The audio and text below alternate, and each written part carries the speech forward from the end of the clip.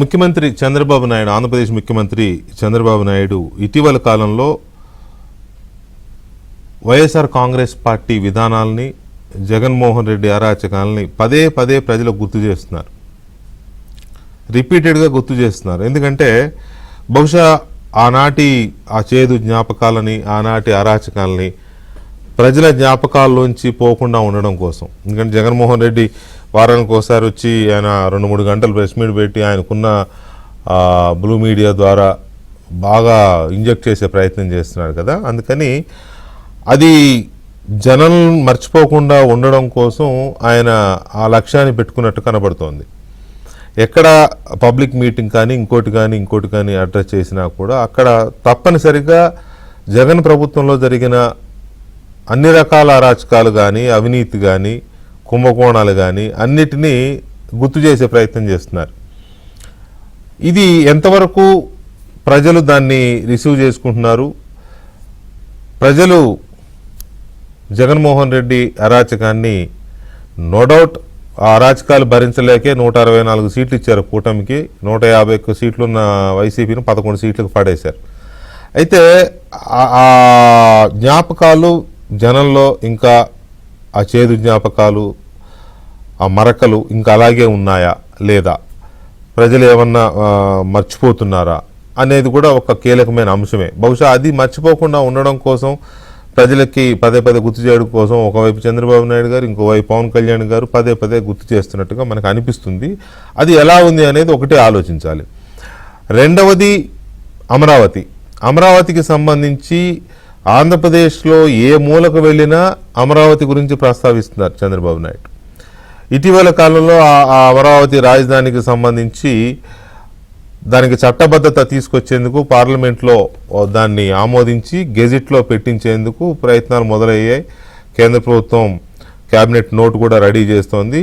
అన్ని ప్రభుత్వ కీలక శాఖలన్నిటి కూడా నోటు వెళ్ళింది. అది న్యాయశాఖ నుంచి అక్కడి నుంచి వచ్చిన తర్వాత క్యాబినెట్లో ఆమోదిస్తారు. అది ఓకే. కాకపోతే మొన్న జగన్మోహన్ రెడ్డి మాట్లాడినా, లేకపోతే అంతకుముందు మాట్లాడినా, ఆ పార్టీ నేతలు ఎవరు మాట్లాడినా కూడా మళ్ళీ అమరావతి మీద విషం చిమ్మే కార్యక్రమమే చేశారు. అమరావతి అట్లా అవినీతి అని, ఇట్లా అని, లేకపోతే అంత భూమి ఎందుకని, దాన్ని ఇప్పటికైనా మెయిన్ రోడ్డు మీద పెట్టవచ్చని, ఇలా రకరకాలుగా వాళ్ళలో ఉన్న ఆ నెగిటివ్ భావజాలం అనేది ఇంకా పోలేదు. అమరావతి మీద విషం కక్కడము, వాళ్ళ మనసులో ఏదో ఉంది, ఇది కాకుండా ఇంకోటి ఏదో చేస్తే ఏదో చేద్దాం, వాళ్ళకి ఏదో ప్రయోజనాలు ఉన్నట్టున్నాయి, అందుకని దీని మీద విషం కక్కడాన్ని మానుకోవట్ల. అందు గురించి ఇవాళ నగరిలో స్వచ్ఛాంధ్ర మిషన్కు సంబంధించిన 3వ శనివారం, ప్రతి నెల 3వ శనివారం ప్రోగ్రాం చేస్తారు రాష్ట్రంలో ఏదో ఒక చోట. అందులో భాగంగా ఇవాళ చిత్తూరు జిల్లా నగరిలో కార్యక్రమాన్ని ఏర్పాటు చేశారు. అక్కడ మాట్లాడిన చంద్రబాబు నాయుడు అమరావతి గురించి స్పెసిఫిక్గా కోట్ చేశారు. అజరామరంగా నిలిచిపోతుంది అమరావతి, అదే శాశ్వత రాజధాని ఆంధ్రప్రదేశ్కి. అట్ ది సేమ్ టైం త్వరలోనే దానికి చట్టబద్ధత కూడా వస్తుంది అని చెప్పి. అయితే ఇక్కడ ప్రజల్లో ఉన్న కొద్దిగా డోలాయమానం కొంచెం ఉంది రాజధాని ప్రాంతంలో రైతుల్లో. ఇది చట్టబద్ధత ఇంకా రాలేదు కదా, ఏంటి పరిస్థితి అని కొంతమందిలో ఉంది. చాలామంది ఒక నిర్దిష్టమైన అభిప్రాయానికి వచ్చేసారు ఇక రాజధానిని ఎవడు మార్చలేడని. కానీ కొంతమందిలో ఎక్కడో చోట కొంత డోలాయమాన పరిస్థితి, కొంత అక్కడ కూడా ఉండే ఈ వైసీపీ ఫోర్సెస్ కొంతమంది రెచ్చగొట్టడం లేదా భయపెట్టడం, ఆందోళన క్రియేట్ చేయడం, ఇలాంటివి చేస్తూ ఉన్నారు. కాబట్టి దాన్ని దృష్టిలో పెట్టుకుని ఆయన దాన్ని కొంచెం గట్టిగానే ఇవాళ ఇన్సిస్ట్ చేశారు. అమరావతి రాజధానిగా కలకాలం ఉండిపోతుంది, బ్రహ్మాండంగా ఉంటుంది అని. దాంతోపాటు ఇప్పుడు అక్కడ మరికొంత భూమిని 2వ విడత భూ సమీకరణ ద్వారా ప్రభుత్వం సమీకరిస్తోంది. ఎందుకంటే రాజధాని ఎక్స్టెన్షన్ కోసం ఇంకా వేరే ఇంటర్నేషనల్ ఎయిర్పోర్ట్ కానివ్వండి, లేకపోతే ఇంకా అదర్ ఫెసిలిటీస్ని ఏర్పాటు చేయడానికి కొత్త ప్రాజెక్ట్స్ తీసుకొస్తున్నారు అక్కడికి. సో వీటి కోసం ల్యాండ్ ఇంకా అవసరం అవుతుందని చెప్పి రైతులతో మాట్లాడారు. రైతులు కూడా ముందుకు వస్తున్నారు ఇవ్వడానికి. సో ఎంతవరకు రాజధాని ప్రాంతంలో ఉన్న రైతులు ఒక ధీమాకు వచ్చారు చంద్రబాబు నాయుడు ఇస్తున్న భరోసాతో, ఇవాళ కూడా ఇచ్చిన భరోసా మాటలు ఎంతవరకు రాజధాని ప్రాంతంలో ఉన్న రైతుల్ని సంతృప్తి పరుస్తున్నాయి, ఒక భరోసాని ఇస్తున్నాయి రైతులకు అనేది ఇంకొకటి. అన్నిటికంటే ముఖ్యమైనది ఇంకొక మాట, ఇక్కడ చంద్రబాబు నాయుడు గారితో పాటు లోకేష్ గారిని కూడా స్పెసిఫిక్గా చెప్పుకోవాలి. ఎక్కడికి వెళ్ళినా ఆంధ్రప్రదేశ్ రాష్ట్రం యొక్క సర్వతోముఖాభివృద్ధి, అంటే రాష్ట్రంలోని 3 ప్రాంతాలని అభివృద్ధి పరంగా సమంగా తీసుకెళ్తాం, వెనుకబడిన ప్రాంతాలకు అధిక ప్రాధాన్యం ఇస్తూ అభివృద్ధి పరంగా ఒక్కొక్క ప్రాంతానికి ఒక్కొక్క ప్రయారిటీస్ని తీసుకుంటూ, ఒక చోట ఇండస్ట్రియలైజేషన్, ఒక చోట ఐటీ, ఇంకొక చోట అగ్రికల్చర్, ఇంకొక చోట క్యాపిటల్, ఇట్లా రకరకాలుగా మొత్తం మీద ఇంకొక చోట ఆక్వా, ఇంకొక చోట టూరిజం, ఇట్లా అన్ని రకాలుగా అన్ని ప్రాంతాలని ఏదో ఒక చోట కాకుండా ఇంత ముందు జరిగిన పొరపాట్లు మళ్ళీ జరగొద్దు అని అభివృద్ధి అనేది రాష్ట్రం నలుమూలలా జరగాలి అనే ఒక నిర్దిష్టమైన ప్రణాళికతో ఆంధ్రప్రదేశ్ ప్రభుత్వం వెళుతోంది. దాన్ని కూడా కొంచెం స్ట్రెస్ చేసి గుచ్చి చెబుతున్నారు. ఏ ప్రాంతంలో కాదు, కొన్ని సందర్భాల్లో ఏ జిల్లాలో ఏ రంగాన్ని అభివృద్ధి చేయబోతున్నారని కూడా నిర్దిష్టంగా చెప్తున్నారు. సో ఇది ఎంతవరకు అమల్లో ఉంది, ఎంతవరకు అమలవుతోంది, అన్ని ప్రాంతాల సమతూకమైన అభివృద్ధి అనేది ఎంతవరకు జరుగుతోంది అనేది కూడా ఒక కీలకమైన అంశం.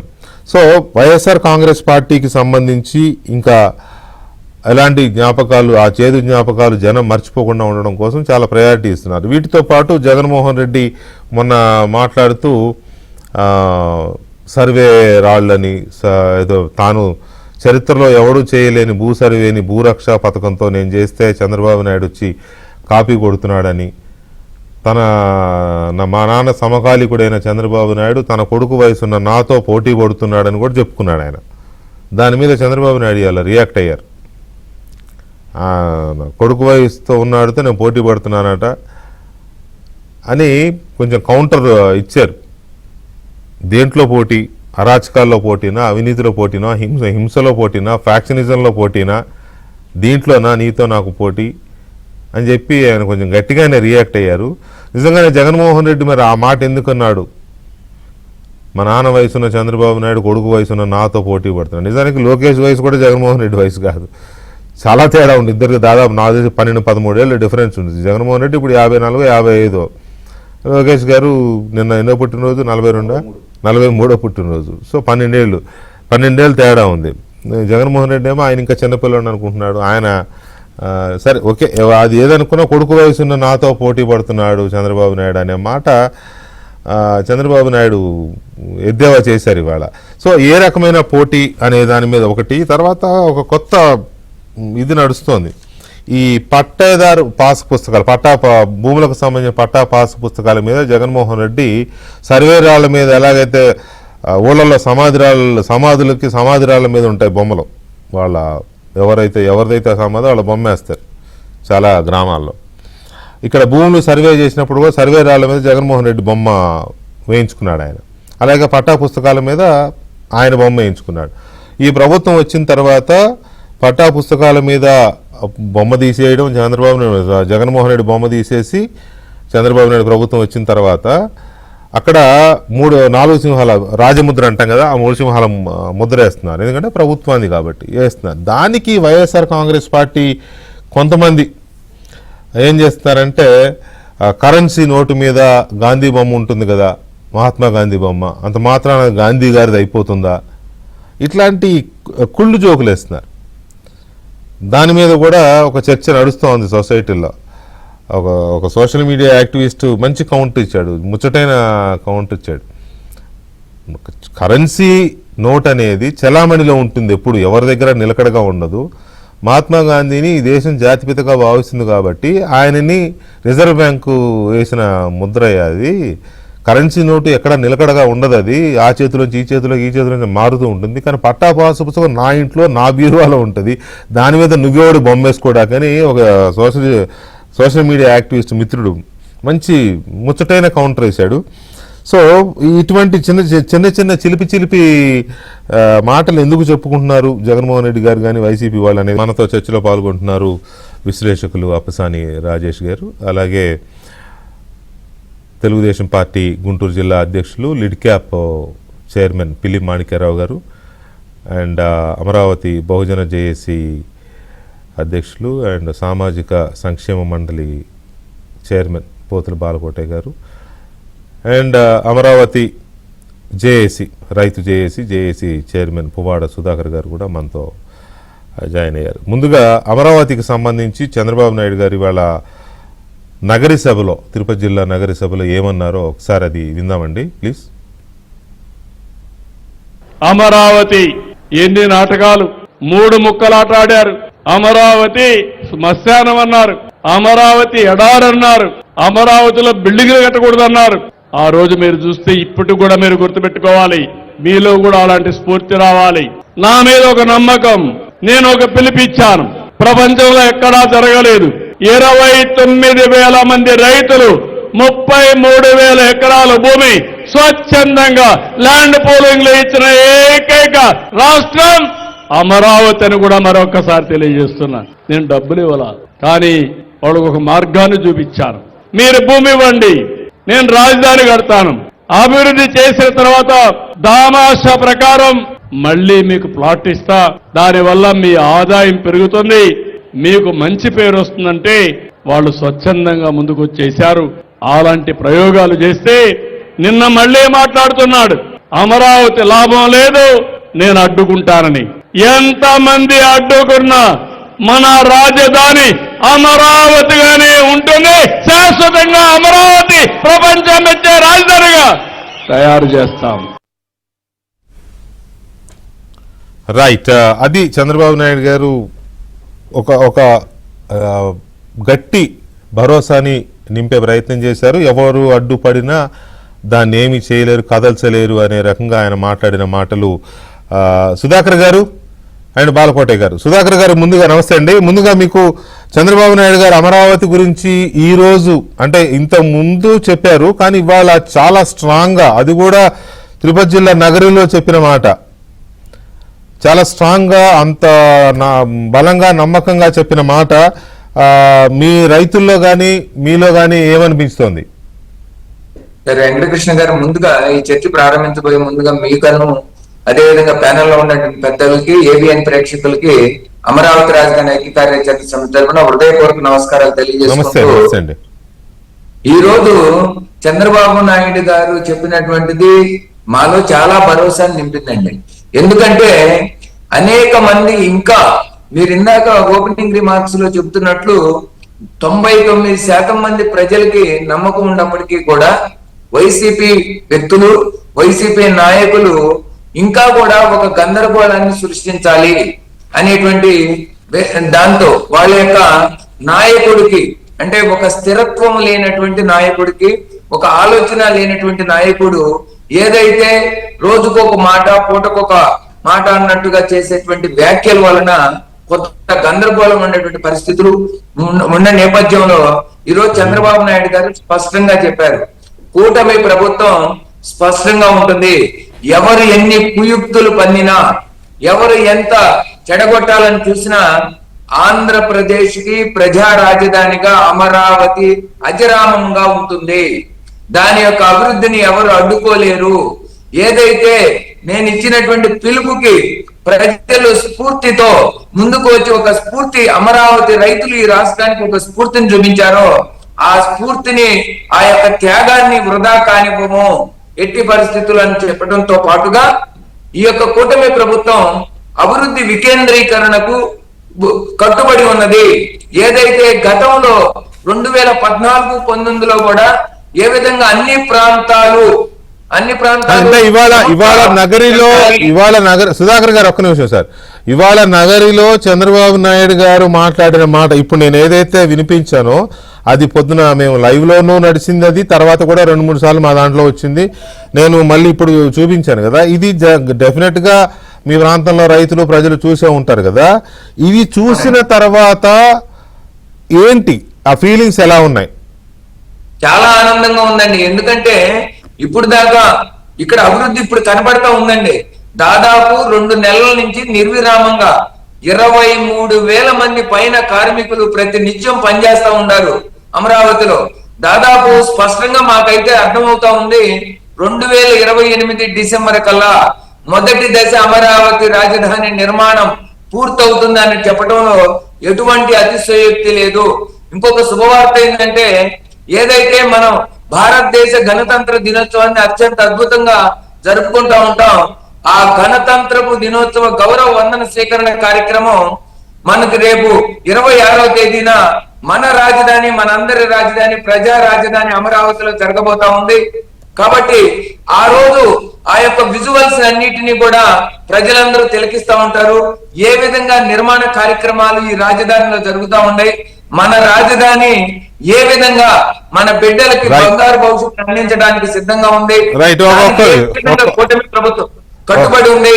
జగన్మోహన్ రెడ్డి గారు చెప్పేటువంటి మాటలు మనం పట్టించుకోవాల్సినటువంటి అవసరం లేదు. ఆయన ఏదో సుధాకర్ గారు మాత్రమే చెబుతున్నాడు. సుధాకర్ గారు ఒక్క నిమిషం. ఇది ఒక రకమైన ఆశలతో ఆకాంక్షలతో ఒక గొప్ప స్ఫూర్తితో నిర్ణయించబడిన రాజధాని బాలకోటయ్య గారు. ఒక నిర్ణయించబడిన ఆకాంక్షలతో ఆశలతో స్ఫూర్తితో రైతులు భూములు ఇచ్చిన రాజధాని అమరావతి రాజధాని అనేది, ఆంధ్రప్రదేశ్ రాజధాని అనేది. అలాంటి దాన్ని కాపాడుకోవడం కోసం పోరాడిన, అలుపెరుగని పోరాటం చేసిన ప్రాంతం కూడా అదే. ఏది ఆశలు నిలుపుకోవడం కోసం, ఆకాంక్షలు నిలుపుకోవడం కోసం. అది మళ్ళీ ఇప్పుడు కార్యరూపం దాలుస్తున్న పరిస్థితుల్లో చంద్రబాబు నాయుడు గారు ఇవాళ మాట్లాడిన మాట ఇందాక నేను ఏదైతే చూపించానో దాంట్లో ఒక రకమైన భరోసా, ఒక రకమైన ధీమా కూడా కనపడింది నాకు. ఎదురువాడికి చెప్పడం భరోసా మాటలు వేరు, తనకు కూడా ఒక ధీమా ఉండడం వేరు కదా, అది కనపడింది. సో ఇది ఎలా అనిపిస్తోంది? అంత పోరాటం చేసిన మీలాంటి వాళ్ళకి కానీ, సుధాకర్ గారు లాంటి రైతులకు కానీ, వాళ్ళకి అందరికీ ఎలా అనిపిస్తోంది?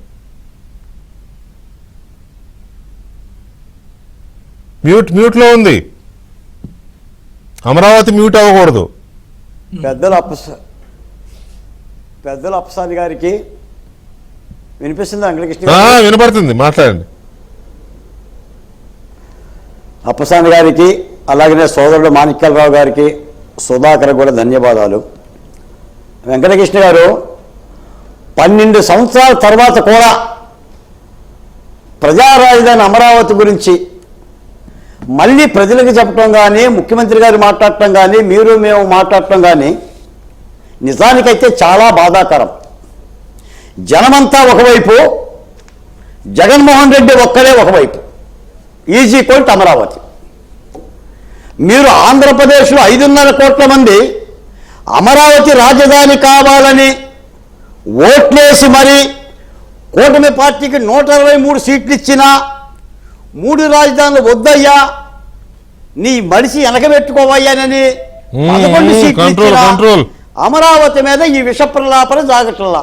మరి ఏం చేయాలి చెప్పండి? మరి మీరు చెప్పండి. అమరావతిలో నీళ్లు దూరుతున్నారంట, ఇప్పటికీ అమరావతిలో చెట్లు నరుగుతున్నారంట. ఏం చేయమంటారు మీరు చెప్పండి? అసలు నా రాజధానికి కర్మేంటి అంటున్నా? జగన్మోహన్ రెడ్డి గారే కారణం. ఇది విభజనవాదమే కదా, ప్రాంతీయ విద్వేషాల మంటే కదా. 5 సంవత్సరాలు అమరావతిలో నువ్వు రైతులను వేధించినాక, అమరావతిలో వేశ్యలు ఉంటారని నీ మీడియాలో అనిపించిన తర్వాత, అరసవల్లి పాదయాత్ర చేస్తే పాదయాత్ర ఉన్న వాళ్ళకి గర్భధారణ అవుతుందని చెప్పిన దుర్మార్గమైన వైసీపీ పార్టీ నాయకుల పట్ల ఇంకేం మాట్లాడమంటారు వెంకటకృష్ణ గారు? కోప్పడితే కోపమని అంటారు. ఈ రోజులో చంద్రబాబు నాయుడు గారు 40-50 ఏళ్ళ రాజకీయ ప్రస్థానం కలిగి ఒక కుర్రకుంక కోసం, ఒక పిల్లకాయ కోసం కూడా ఆవేదన చెందాల్సినంత అవసరం ఏంటి? నేను మాట చెప్తా వెంకటకృష్ణ గారు, ఈ రోజున అమరావతి చంద్రబాబు నాయుడు గారి కోసమా, పోనీ లోకేష్ గారి కోసమా, పోనీ పవన్ కళ్యాణ్ గారి కోసమా? వాళ్ళ బిడ్డలు ఉంటారా, వాళ్ళ బంధువులు ఉంటారా, రాష్ట్ర ప్రజలు ఉంటారా? అమరావతి నిర్మితమైతే, అమరావతి సౌభాగ్యంగా ఉంటే 5.5 కోట్ల మంది ప్రజలకే కదా మీరు నా మాట అన్నారు. అసలు ఈ దేశ ముఖ చిత్రంలో ఒక రాజధాని కోసం రైతుల భూములు ఇచ్చిన దాఖలాలు లేవో చరిత్ర. రెండోది, ఆ భూమిని ఇచ్చిన దానికోసం ఒక దుర్మార్గమైన ప్రభుత్వం మీద 1631 రోజుల సుదీర్ఘమైన సువర్ణ ఉద్యమం చేసిన చరిత్ర లేదు. కనిపించటం లేదా? మారరా? ఏం మాట్లాడమంటారు చెప్పండి? నేను ఒక మాట చెప్తాను సార్.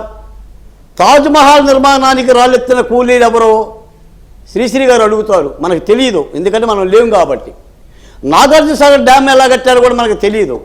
ప్రకాశం బ్యారేజ్ డ్యామ్ ఎట్ట కొట్టారు కూడా నాకు తెలియదు. నేను చెప్తున్నాను, అమరావతి నిర్మాణానికి కూలీలు, కార్మికులు, కర్షకులు ఈ రోజున అక్షరాల 20,000 మంది పనిచేస్తున్నారు. దేదీప్యమానంగా, సౌభాగ్యంగా ఈ రోజున అమరావతిలో అద్భుతమైన నిర్మాణాలు జరుగుతున్నాయి. చూడండి సార్, ఇది సిఆర్డీఏ కార్యాలయం, అంటే రాజధాని పరిపాలనా కేంద్రం. జగన్మోహన్ రెడ్డి గారు ఈ కేంద్రానికి దుప్పటి కప్పిండు. చూడండి సార్, వేల మంది సీడ్ యాక్సిస్ రోడ్డు ఎక్స్టర్న జగన్మోహన్ రెడ్డి గారి హయాంలో మీరు గుర్తుపెట్టుకోండి సార్, కరకట్ట పనులు 150 కోట్లతో చేస్తానని చెప్పి కరకట్ట పనులు కూడా చేయకుండానే పారిపోయాడు. కరకట్ట పనులు చేయలేదు. ఒక చెట్టుకు నీళ్లు పోయినా, ఒక మొక్క నాటలా 36 కోట్ల రూపాయలు ఖర్చు పెట్టగలిగిన అడవిని పెంచాడు. నువ్వు కట్టబాబులు పెంచావు, తాసుబాబులు పెంచావు. నీ సభలోనే కట్టబాబు కలిసి కానిస్టేబుల్ చనిపోయాడు. చరిత్రకి తెలియదా? ఈ రోజున ఈ అమరావతి మీద ఏంటి సార్ ఈ విషయం? 56 సంవత్సరాలు ఈ రాష్ట్రం విడిపోయి భాషా సంయుక్త రాష్ట్రంగా మీరు గుడారాల్లో రాజధాని వేశారు, కర్నూలులో పిసికలు పడేసే రాజధాని, కాకులు గద్దలు పడేసే రాజధాని వేసి పీక్కొని హైదరాబాద్ పోయాం. అక్కడ తెలంగాణ వాళ్ళు లేదా విభజన చట్టంలో మీరు ఒక నూతన రాజధాని కట్టుకోమని మాకు ఆ భాగ్యం ఇస్తే, రాజధాని రైతులు సౌభాగ్యంగా దాతలుగా ముందుకొస్తే మీరు దాతల మాటలని ఏం బాగుకుందాం అనుకుంటున్నావు జగన్మోహన్ రెడ్డి? అయినా నేను మాట్లాడుతాను వెంకటకృష్ణ గారు, ప్రజాక్షేత్రంలో నినాదంతో నువ్వు ముందుకెళ్ళినప్పుడు ఆ నినాదం పనికిరాదని ప్రజలు తీర్పిచ్చిన తర్వాత నువ్వేం చేయాలి? అసెంబ్లీ తీర్మానం ఉంది, సరైన రాజనీతి ఎవరైనా సరే ప్రజలు ఒక విధానాన్ని తిరస్కరించినప్పుడు ఆ విధానాన్ని మార్చుకోవాలి. ప్రజలు ఏ విధానాన్ని మెచ్చుకుంటారో ఆ విధానంలోకి వెళ్ళాలి. అది మార్చుకోకపోతే దాన్ని మూర్ఖత్వం అంటారు. ఎవరైనా సరే, అది రాజకీయ నాయకుడికైనా, ఒక వ్యాపారవేత్తకైనా, ఒక తండ్రికైనా, ఒక బిడ్డకైనా, ఎవరికైనా మూర్ఖత్వం కిందకే వస్తుంది తన పద్ధతి మార్చుకోకపోతే. ఒక నిమిషం బాలకోటే గారు, ఒక నిమిషం నేను మాణిక్యరావు గారు నమస్తే అండి. జగన్మోహన్ రెడ్డి గారు అడ్డంగా పట్టుకున్నా కూడా అమరావతి నిర్మాణం ఆగదండి. అదే కదా ఇప్పుడు చంద్రబాబు నాయుడు గారు చెప్పింది అదే కదా.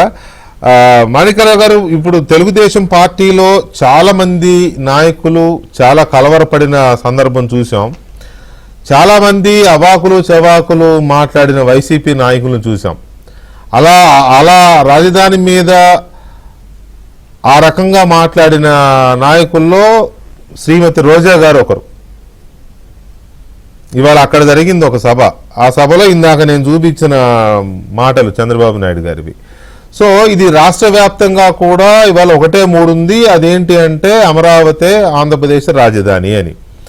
కాకపోతే జగన్మోహన్ రెడ్డి గారు మరి ఇంకా భ్రమలో ఉన్నాడా, ఇది ఉండదని ఏం చెప్పదలుచుకున్నాడో.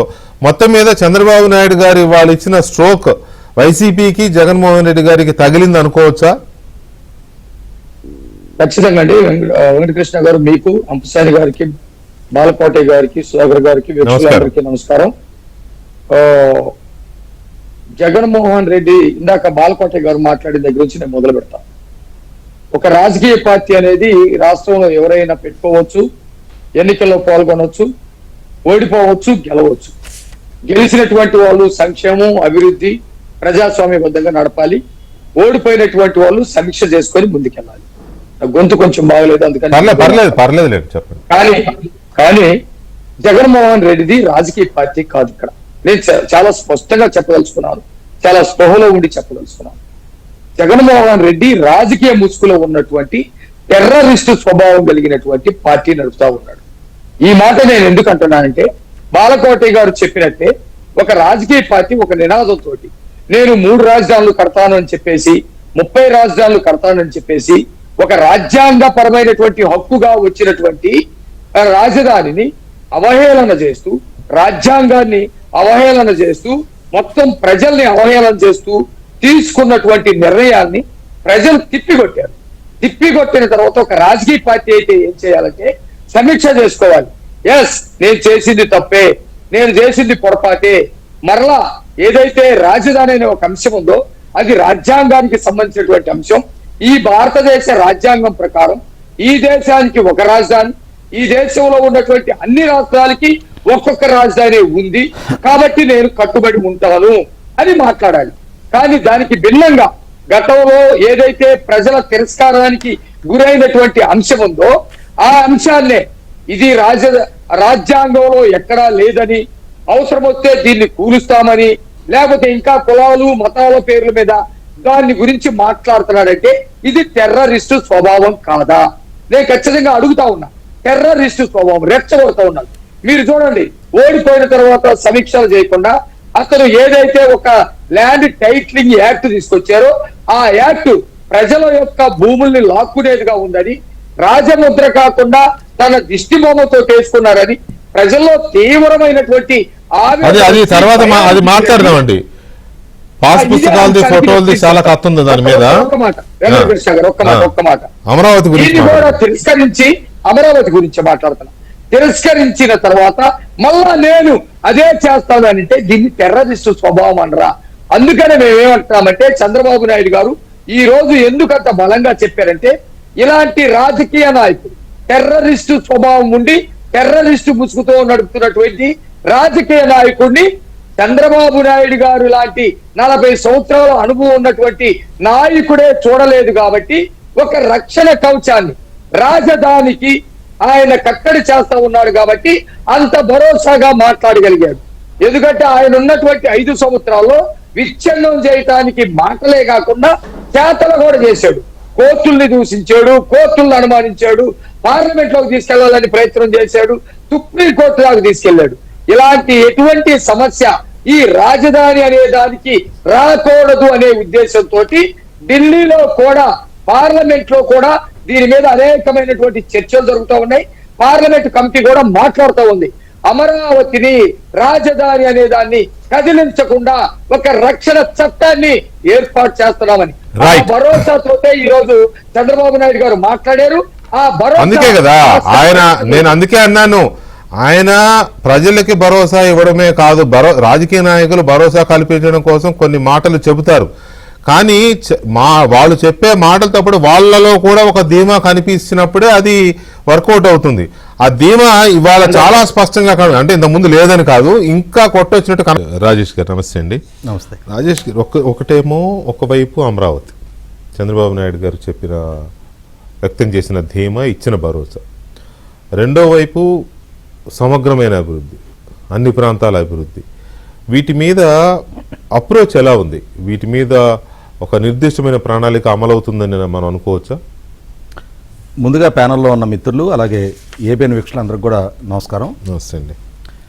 2014లో రాష్ట్ర విభజన జరిగిన తర్వాత విభజిత రాష్ట్రానికి రాజధానిగా అమరావతిని ప్రతిపాదిస్తూ ముఖ్యమంత్రి హోదాలో చంద్రబాబు నాయుడు గారు అసెంబ్లీలో తీర్మానం ప్రవేశపెట్టిన నాటి నుంచి ఆ తర్వాత ప్రధానమంత్రి గారి చేతుల మీదుగా 2015 విజయదశమి నాడు అమరావతి శంకుస్థాపన జరిగిన నాటి నుంచి 2019 ఎన్నికల్లో, అంతకుముందు ప్రభుత్వ కార్యాలయ భవనాల శంకుస్థాపనకి కేంద్ర ఆర్థిక శాఖ మంత్రి అరుణ్ జైట్లీ గారి చేతుల మీదుగా శంకుస్థాపన చేయించినాడు. 2019 డిసెంబర్ 17 జగన్మోహన్ రెడ్డి గారి ప్రభుత్వం 3 రాజధానుల ప్రతిపాదనతోటి అసెంబ్లీలో ఒక విధ్వంసకర ప్రకటన చేసినాడు. అలాగే 2022లో ఆంధ్రప్రదేశ్ రాష్ట్ర గౌరవ హైకోర్టు అమరావతి మాత్రమే ఏకైక రాజధాని అని చెప్పని 2022 మార్చి 3వ తారీఖు రోజు ఒక విస్పష్ట తీర్పు ఇచ్చినాడు. అలాగే చంద్రబాబు నాయుడు గారు ఇదేం కర్మ ఈ రాష్ట్రానికి అనే కార్యక్రమంలో కానీ, మీ భవిష్యత్తుకు నా గ్యారంటీ అంటూ ఎన్నికల ప్రచార సందర్భంగా చేసిన తన రాజకీయ పర్యటనలో కానీ, రాష్ట్రంలో ఉన్న ప్రతి ప్రాంతంలో ఆఖరికి 2023 మే 28వ తారీఖు 29వ తారీఖు రాజమండ్రిలో 2024 ఎన్నికల కోసం మినీ మేనిఫెస్టో విడుదల చేసిన సభలో కూడా అమరావతి మాత్రమే ఏకైక రాజధాని అని చెప్పి ఆయన ఆనాటి నుంచి ఈనాటికి ఆయన ఒకటే మాట చెప్తా ఉన్నారు. ఆయనలో ఎప్పుడు డీవియేషన్ లేదు. అన్ని రకాల పిల్లి మొగ్గలు కుప్పిగంతులు మనం చూస్తూ వచ్చింది. అసెంబ్లీలో తీర్మానానికి ఏకగ్రీవంగా మద్దతు ప్రకటించిన జగన్మోహన్ రెడ్డిలో ఏ రాజధాని శంకుస్థాపనకైతే మంత్రులు స్వయంగా ఇంటికి వచ్చి ఆహ్వానం ఇస్తే ఆహ్వానం తీసుకోవడానికి కూడా స్పందించని జగన్మోహన్ రెడ్డిని చూసాం మనం. అంటే ఆనాటి నుంచి ఈనాటి దాకా రాజధాని విషయంలో ప్రతి సందర్భంలో నాలిక మడతేసి, ఎవరు నాలిక మడతేస్తా ఉన్నారు? మాట తప్పని మడమ తిప్పని అని చెప్పని పదే పదే ఎలివేషన్లు ఇచ్చుకునే జగన్మోహన్ రెడ్డి ప్రతి సందర్భంలో రాజధాని విషయంలో మాట తప్పాడు, మడమ తిప్పాడు. 2017లో ఇదే జగన్మోహన్ రెడ్డి తుళ్ళూరులో బహిరంగ సభలో పాల్గొని 3 సంవత్సరాలు గడిచిపోయింది. చంద్రబాబు ఇంకా రాజధాని విషయంలో పురోగతి తీసుకురాలేకపోయాడు. కొన్నాళ్ళు వెయిట్ చేయండి, మన ప్రభుత్వం అధికారంలోకి వస్తుంది, సమగ్రమైన రాజధాని నిర్మాణం ఇక్కడ జరుగుతుందని చెప్పని తుళ్ళూరులో బహిరంగ సభలో చెప్పాడు. అదే జగన్మోహన్ రెడ్డి అమరావతి ప్రాంతంలో భూమి లేని పేదలకు ఇస్తున్న 2,500 రూపాయల సామాజిక పెన్షన్ని నేను అధికారంలోకి వస్తే 5,000 చేస్తానని వాగ్దానం చేశాడు. అదే జగన్మోహన్ రెడ్డి అసైన్మెంట్ ల్యాండ్ ఓనర్లకి పట్టా భూములతో సమానమైన ప్యాకేజ్ ఇస్తానని వాగ్దానం చేశాడు. కానీ తాను అధికారంలోకి వచ్చిన తర్వాత రాజధాని నిర్మాణ పనులను స్తంభింపజేశాడు. 2,500 రూపాయల పెన్షన్ని 2024 మార్చి 18 కోడ్ ఆఫ్ కాండక్ట్ అమల్లోకి రాబోతుండగా 18 రోజుల ముందు మార్చి 1వ తారీఖు నుంచి అమల్లోకి తీసుకొచ్చాడు. 2,500 పెన్షన్ 5,000 చేయటం. అసైన్మెంట్ ల్యాండ్ ఓనర్లకి పట్టా భూములతో సమానమైన ప్యాకేజ్ సంగతి దేవుడు ఎరుగు. వాళ్ళకి వార్షిక కౌలు కూడా చెల్లించకుండా వాళ్ళకి ఇది ప్రభుత్వం ఇచ్చిన వెసులుబాట్ల మొత్తాన్ని కూడా రద్దు చేసిన గనుడు జగన్మోహన్ రెడ్డి. కాబట్టి ఇక్కడ అతని ప్రభుత్వానికి వ్యతిరేకంగా నీ ప్రభుత్వం అమరావతికి వ్యతిరేకంగా లెజిస్లేషన్ చేసే అధికారమే లేదు అని చెప్పని హైకోర్టు తీర్పిచ్చిన ఆ హైకోర్టుకు తీర్పుకి వ్యతిరేకంగా అతను సుప్రీంకోర్టుని అప్రోచ్ అయినా సుప్రీంకోర్టులో అతని తీర్పు మీద స్టే హైకోర్టు తీర్పు మీద ఇతనికి అనుకూలంగా స్టే ఇవ్వకున్నా ఈనాటికి హైకోర్టు స్టే అమల్లో ఉన్న పదే అంటే న్యాయస్థానం అమరావతి రాజధానిని నిర్ధారణ చేసింది, అసెంబ్లీ అమరావతి రాజధానిని నిర్ధారణ చేసింది. ఇన్ని చర్యలు కళ్ళ ముందు కనిపిస్తున్నా ప్రధానమంత్రి గారు 2015 అక్టోబర్ 22 ఒకసారి మళ్ళీ మన రీసెంట్గా అమరావతి పునర్నిర్మాణ పనుల ప్రారంభోత్సవానికి కూడా ఆయన చేతుల మీదుగా కార్యక్రమం జరిగి వాళ్ళు అక్కడ వేలాది మంది పనులు చేస్తూ ఉంటే వేలాది కోట్ల రూపాయలతో పనులు జరుగుతూ ఉంటే అమరావతిని వివాదాస్పదం చేయాలనే కుయుక్తులతోటి కుట్రలతోటి జగన్మోహన్ రెడ్డి కుప్పగంతులు వేస్తా ఉన్నాడు, పిలుమొక్కలు వేస్తా ఉన్నాడు. కాబట్టి చంద్రబాబు నాయుడు గారు మాత్రం ఆనాటి నుంచి ఈనాటి దాకా అంటే తెలుగుదేశం స్టాండు, రాష్ట్ర ప్రజల స్టాండు, ఎన్డీఏ కూటమి స్టాండ్ ఇదే అని చెప్పని ఆయన మొదటి నుంచి స్పష్టం చేస్తా ఉన్నారు. దాన్నే ప్రజలు కూడా మన ఎన్నికల్లో ధృవీకరిస్తూ అంతటి మెజారిటీ ఇచ్చారు. కాబట్టి వాళ్ళ జగన్మోహన్ రెడ్డి ఇస్తున్న స్టేట్మెంట్లని ఆ ప్రాంతంలో పోటీ చేసిన అభ్యర్థులు కూడా పరిగణలో తీసుకోవడానికి సిద్ధంగా లేరు. అంబటి రాంబాబు ఏం చెప్తా ఉన్నాడు, సజ్జల రామకృష్ణ ఏం చెప్తా ఉన్నాడు, ఏం జరుగుతుంది అనేది వాళ్ళ పార్టీ నాయకులకు తెలుసు. ఎందుకు ఈ గతి పట్టిందా అనేది ఆ పార్టీ నాయకులకు తెలుసు. కానీ జగన్మోహన్ రెడ్డికి ఆ సెగ అనేది ఒక రాజధాని ప్రాంతమో లేదా 2-3 జిల్లాల నాయకులకే తగల మొత్తం రాష్ట్రం అంతా తగిలింది. అవును, అమరావతిని వ్యతిరేకించినందుకు రాష్ట్రం అంతా తగిలింది. కాబట్టి కడప జిల్లాకు సంబంధించిన సజ్జల రామకృష్ణారెడ్డి స్పందిస్తున్నాడు, విజయనగరం జిల్లాకు సంబంధించిన బొత్స సత్యనారాయణ గారు స్పందిస్తా ఉన్నారు, గుంటూరు జిల్లాకు సంబంధించిన అంబటి రాంబాబు గారు కూడా స్పందిస్తా ఉన్నారు. రైట్. ఇక మనం ఈ సమగ్ర అభివృద్ధి అనేది ప్రాంతాల వారీగా సమతుల్యతతో కూడిన అభివృద్ధి అని అంటున్నారు కదా, అది ఇంప్లిమెంటేషన్ లో ఎలా ఉందనుకోవచ్చు? ఈ రోజు కాదు వెంకటకృష్ణ గారు, 2014 రాష్ట్ర విభజన జరిగిన తర్వాత అమరావతిని రాజధానిగా ప్రతిపాదిస్తూ అసెంబ్లీలో తీర్మానం ప్రవేశపెట్టినట్టే చంద్రబాబు నాయుడు గారు 13 జిల్లాల్లో ఉన్న ఆయా జిల్లాల్లో ఉన్న మెరిట్స్ ప్రాతిపదికగా అక్కడ ఉన్న ఏ జిల్లాలో ఏ రకమైన ఇండస్ట్రీని ప్రమోట్ చేయడానికి ఆస్కారం ఉంది, అమరావతిలో ఏం చేయడానికి ఆస్కారం ఉంది, వివిధ ప్రాంతాల్లో ఏం చేయడానికి ఆస్కారం ఉంది అనేది ఆ రోజే ఒక ప్రణాళిక ఇచ్చారు. దానికి అనుగుణంగానే విభజన చట్టంలో ప్రతిపాదించబడ్డ విద్యా సంస్థలు చూడండి, గిరిజన విశ్వవిద్యాలయం విజయనగరంలో ఇస్తే, ఐఐఎం విశాఖపట్నంలో ఇస్తే, జాతీయ న్యాయ విద్యాలయం విశాఖపట్నంలో ఇస్తే, తెలుగు విద్యాలయం ఇవాళ రాజమండ్రిలో ప్రతిపాదిస్తే, ఎన్ఐటి వెస్ట్ గోదావరిలో పెడితే, ఎయిమ్స్ మంగళగిరి దగ్గర పెడితే, ఇవాళ ఐఐటి ఐజరు తిరుపతిలో ఏర్పాటు చేస్తే, సెంట్రల్ యూనివర్సిటీ అనంతపూర్లో పెడితే, ఉర్దూ యూనివర్సిటీ కర్నూలులో పెట్టారు. కాబట్టి రాష్ట్రంలో అన్ని ప్రాంతాలకి సమన్యాయం చేస్తూ అన్ని ప్రాంతాల అభివృద్ధి చెందాలి అనే ఒక లక్ష్యంతో చంద్రబాబు నాయుడు గారు ఆనాటి నుంచి ఈనాటికి, అలాగే ఇవాళ కూడా మ్యానుఫ్యాక్చరింగ్ సెక్టారు, పవర్ జనరేషన్కి రాయలసీమ ప్రాంతంలో అక్కడున్న తక్కువ నీటి వనరు రీత్యా అక్కడ వ్యవసాయానికి కష్టం కాబట్టి అక్కడ ఉన్న భూమి లభ్యత దృష్టి అక్కడికి ప్రాధాన్యత ఇస్తా ఉన్నారు. అలాగే ఐటీ అండ్ ఐటీ ఎనేబిలిటీకి విశాఖపట్నంలో కేంద్రీకరిస్తా ఉన్నారు. మొన్నటి వరకు ఈస్ట్ గోదావరి ప్రకాశం వరకు పెద్దగా పరిగణలోకి తీసుకోవటం లేదు, ఇక్కడ పెద్ద సంస్థలు గ్రౌండింగ్ కావట్లేదు అన్నారు. కానీ రీసెంట్గా $10 బిలియన్ ఏఎం గ్రీన్ సంస్థ గ్రీన్ అమ్మోనియా ప్రాజెక్ట్ ఇవాళ కాకినాడలో గ్రౌండింగ్ అయింది కదా. మచిలీపట్నం పోర్టు పూర్తయ్యే నాటికి కృష్ణా జిల్లాలో కానీ, అలాగే రాజధాని ఇన్ఫ్రాస్ట్రక్చర్ పూర్తయ్యే నాటికి గుంటూరు జిల్లాలో కూడా సమగ్ర అభివృద్ధి జరుగుతుంది. సుధాకర్ గారు, ఇప్పుడు కొంతమంది అంటే జగన్మోహన్ రెడ్డి గారు కావచ్చు, లేకపోతే ఆ పార్టీ నాయకులు కొంతమంది మాట్లాడుతున్నది ఏంటంటే మొత్తం అమరావతి మీదే ఫోకస్ పెడుతున్నారు అనేది, అదొకటి ఇంజెక్ట్ చేసే ప్రయత్నం చేస్తున్నారు. మీరు అక్కడే ఉన్నారు కాబట్టి చంద్రబాబు నాయుడు గారు, లోకేష్ గారు చెప్తున్నట్టుగా రాష్ట్రం యొక్క సమగ్రాభివృద్ధి జరుగుతోందని మీకు కూడా అనిపిస్తోందా, లేక అమరావతి అయితే చాలని మీకు అనుకుంటున్నారా? అదేం లేదండి. రాష్ట్రం ఎప్పుడైనా ఒకటి అమరావతికి ఇచ్చేటువంటి ప్రాధాన్యత కేవలం రాజధానిగా ఏ ప్రాధాన్యత ఉందో అదే ప్రాధాన్యత తప్పితే కొత్తగా ఇచ్చేటువంటి ప్రాధాన్యత ఏం లేదు. ఏదైతే అన్ని ప్రాంతాలు, మా ప్రాంతంలో కూడా చాలా మంది అడిగేవాళ్ళు, వాళ్ళందరికీ కూడా మనం మీ ద్వారా కూడా చెప్తుంది, ఐటీ ఇండస్ట్రీస్ మొత్తం కూడా మనకి విశాఖపట్నం వెళ్తున్నాయి కదా, మనకేంటి అభివృద్ధిగా చేయట్లేదేంటి అనే ఒక భావన ఉంది. కానీ అది కరెక్ట్ కాదు.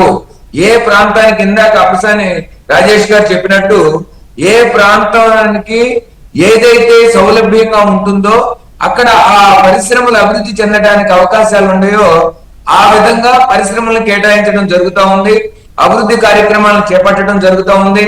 మనకి ఇక్కడ కొత్త టెక్నాలజీస్ అయినటువంటి ఐటీ ఎనేబుల్డ్ కి విశాఖపట్నం డేటా సెంటర్లకు అనుకూలం కాబట్టి అక్కడ పెడితే, ఇక్కడ క్వాంటమ్ వ్యాలీ అంటే న్యూ టెక్నాలజీ, పాత కాలపు నాటి కాకుండా న్యూ టెక్నాలజీ క్వాంటమ్ వ్యాలీ కింద, అదే విధంగా ఆర్టిఫిషియల్ ఇంటెలిజెన్సీకి సపరేట్ యూనివర్సిటీలుగా జరుగుతూ ఉంటాయి.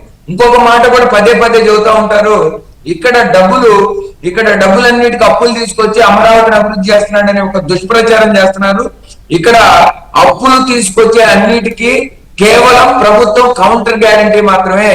అప్పులు తీసుకునేటువంటి సంస్థ capital region development authority, CRDA వారి దగ్గర ల్యాండ్ బ్యాంక్ ఉంది. ఆ ల్యాండ్ బ్యాంకు రాజధాని అభివృద్ధి చేసిన తర్వాత ఆ ల్యాండ్ బ్యాంకును ఒక క్రమేపీ మానిటైజేషన్ చేస్తే ఈ అప్పులతో పాటుగా వడ్డీలు తీర్చి ఇంకా మిగులుని ఈ రాష్ట్ర ఖజానాకి అందించగలిగిన సత్తా అమరావతి రాజధానికి ఉన్నది. అందుకనే ప్రపంచ బ్యాంకులు కానివ్వండి, అనేక ఆర్థిక సంస్థలు కానివ్వండి, అమరావతి రాజధానికి డబ్బులు ఇవ్వడానికి ముందుకు వస్తున్నాయి అనే విషయాన్ని ప్రజలందరూ గమనించాలి. ఇది సెల్ఫ్ ఫైనాన్స్డ్ క్యాపిటల్, స్వయం గా సమృద్ధి చేసేటువంటి క్యాపిటల్. కాబట్టి రాష్ట్ర ప్రజల మీద ఎటువంటి భారం పడదు. అమరావతి వలన ఈ రాష్ట్ర ప్రజలకి అనేక ఉపాధి అవకాశాలు కల్పించబడతాయి. కొత్త క్వాంటమ్ టెక్నాలజీ ప్రపంచంలోనే ఒక మేటిగా ఉండేటువంటిది. ఈ రోజు ఎవరికైనా అపోహలు ఉండయేమో, ఒకవేళ ఈ జగన్మోహన్ రెడ్డి గారు చెప్పేటువంటి గాలి మాటల వలన, అంటే చెత్త మాటల వలన, ఆయన ఈ రోజు నగరిలో తీసుకున్న వేదిక కూడా సరైందండి. ఎందుకంటే రాష్ట్రంలో ఉన్నటువంటి చెత్తను తొలగించేస్తున్నారు. అదే విధంగా జగన్మోహన్ రెడ్డి గారి చెత్త మాటలను కూడా నమ్మవద్దు మీరు. ఎందుకంటే పెట్టుబడులు పెట్టండి, అమరావతి శాశ్వతమైన రాజధానిగా ఉంటుంది. దానికి అనుగుణంగానే విభజన చట్టంలో మనకు పొందుపరిచినటువంటి అవకాశమైనటువంటి విభజిత ఆంధ్రప్రదేశ్ కి, కొత్తగా ఏర్పడిన ఆంధ్రప్రదేశ్ కి కొత్త రాజధాని అమరావతి అని సగర్వంగా రాబోయే బడ్జెట్ సమావేశాలలో పార్లమెంటు వేదికగా ప్రకటించబోతున్నారు. కాబట్టి అమరావతి మనకి శాశ్వతమైన రాజధానిగా ఉంటుంది. కాబట్టి ఎవరు ఎటువంటి సంకోచం లేకుండా మీరు అమరావతితో పాటు అన్ని ప్రాంతాల అభివృద్ధిలో భాగస్వాములు అవ్వండి. జగన్ గారి మాటలను పట్టించుకోవాల్సినటువంటి అవసరం లేదు. ఆయన రాజకీయ పబ్బం గడుపుకోవటానికి ఆయన ప్రజలు మరిచిపోతారేమో ఎప్పటికప్పుడు ప్రకటనలు చేస్తా ఉన్నారు. బాలకోటయ్య గారు, జగన్మోహన్ రెడ్డి గారి పరిపాలనని, లేకపోతే ఆ టైంలో జరిగిన ఆ అరాచకాలని, అవినీతిని, ఆ స్కామ్స్ని పదే చంద్రబాబు నాయుడు గారు ఏ చిన్న అవకాశం దొరికినా గుర్తు చేసే ప్రయత్నం చేస్తున్నారు. ఎందుకంటే జగన్మోహన్ రెడ్డి గారు వారం 2-3 గంటలు ప్రెస్ మీట్ పెట్టి తనను తాను నేను అది చేశాను, ఇది చేశాను, అసలు ప్రజలు ఎవరు అంటున్నారు, ఆల్రెడీ కోరుకుంటున్నారంట ప్రజలు ఎప్పుడు వస్తారు, పేరు నాని గారు అనుకుంటా, ప్రజలు ఆల్రెడీ ఇన్వైట్ చేస్తారు, నువ్వు ఎప్పుడు వచ్చి కూర్చుంటావు సీఎం కుర్చీలో అని అన్నారని నేను ఏదో ఇంటర్వ్యూలో చూశాను, ఒక యూట్యూబ్ ఇంటర్వ్యూ అనుకుంటా, నేను అక్కడ చూశాను. సో అంటే వాళ్ళేమో అంత ఇదిగా ఉన్నారు. అది నిజమా అబద్ధమా అనేది నాకైతే తెలియదు. చంద్రబాబు నాయుడు గారేమో పదే దాన్ని గుర్తు చేసే ప్రయత్నం చేస్తున్నారు. ఎందుకు? వెంకటకృష్ణ గారు, సార్, ప్రజాస్వామ్యంలో మంచికి చెడుకి మధ్య పోటీ జరుగుతూనే ఉంటుందండి. ఎందుకంటే అది నిరంతరమైన ప్రక్రియ. 5.5 కోట్ల మంది ప్రజలు న్యాయ నిర్ణేతలుగా, దిశానిర్దేశం చేసే సంధానకర్తలుగా ఉన్నప్పుడు ఆ ప్రజలకు చేరువవ్వాల్సిన అంశాలను చేరువ చెయ్యాలి. ఇందాక మీరు కూడా అన్నారు, చంద్రబాబు నాయుడు గారు ఈ వయసులో కూడా అమరావతి ఏకైక రాజధాని, అమరావతి రాష్ట్రానిదని పదే పదే ఎందుకు చెప్తున్నాడు అని అంటే అబద్ధాలు కూడా సంచరించకూడదు అని నేను ఒక మాట చెప్తాను ఈ సందర్భంగా. మిమ్మల్ని కూడా మాట్లాడుతున్నాను వెంకటకృష్ణ గారు, నాకు వచ్చిన ధర్మ సందేహం. ఇప్పుడు ముఖ్యమంత్రి ఎక్కడ కూర్చుంటే అక్కడ రాజధాని జగన్మోహన్ రెడ్డి గారు అన్నారు. అంటే రాజధానిలో ముఖ్యమంత్రి ఉండాలా, ముఖ్యమంత్రి ఉన్న చోట రాజధాని ఉండాలా, ఇది ప్రశ్న. నేనేమంటానంటే రాజశేఖర రెడ్డి గారు జగన్మోహన్ రెడ్డి గారు పుట్టక ముందే జగన్మోహన్ రెడ్డి పేరు పెట్టకుండా పుట్టిన తర్వాత పెట్టిందా? పుడితే పెడదాం అనుకుని ఉంటాడు. ఇప్పుడు జగన్మోహన్ రెడ్డి అని ఏమండి పుడితే పెడదాం అనుకుని ఉంటాడు. పుడితే పెడదాం అనుకుండా అంతే కదండి, పెడదాం అనుకుని ఉంటాడు అంటున్నా. లెక్క ప్రకారం వాళ్ళ సాంప్రదాయం ప్రకారం అయితే ఆ పేరు మరి పెట్టరు. వాళ్ళ 3 తరాలుగా వాళ్ళు క్రైస్తవంలో ఉన్నారు కాబట్టి. కాదు వెంకటకృష్ణ గారు, ఇప్పుడు రాజశేఖర రెడ్డి గారికి ఓ మగపిల్లగా సంతానం కలిగింది కాబట్టి జగన్మోహన్ రెడ్డి అని పేరు పెట్టుకోండు. అది ఆడపిల్ల సంతానం అయిందనుకో ఆ పేరు పెట్టుకునేవాడు కాదు కదా. పెట్టారుగా. మాట ఏంటంటే ఆమె రెండో సంతానంలే. విషయం ఏంటంటే మీకు పరిపాలన అంటే ముఖ్యమంత్రి ఒక్కడే పరిపాలన అంటే ముఖ్యమంత్రి ఒకడు కూర్చుంటే పరిపాలన అయిపోయినట్టేనా? అంటే కార్యనిర్వాహక వర్గం, న్యాయ వ్యవస్థ, హెచ్ఓడీలు లేదా క్యాబినెట్ వీళ్ళు పరిపాలకులు కాదా? అంటే ఈ వితండవాదాన్ని బట్టి ఆయన యొక్క ఆలోచన తీరుని అధ్యయనం చేయమని రాష్ట్ర ప్రజలను కోరుతున్నా. రెండోది ఏంటంటే నా వ్యక్తిగతమైన మాట, చాలాసార్లు చెప్పాను మీకు వెంకటకృష్ణ గారు, మీ ద్వారా ప్రభుత్వానికి కూడా చెప్తున్నా, అమరావతి మీద నేను నా అమరావతి అనే భావాన్ని వ్యాప్తి చేస్తూ అమరావతి మీద సాంస్కృతిక విప్లవం జరగాల్సిన అవసరం ఉంది.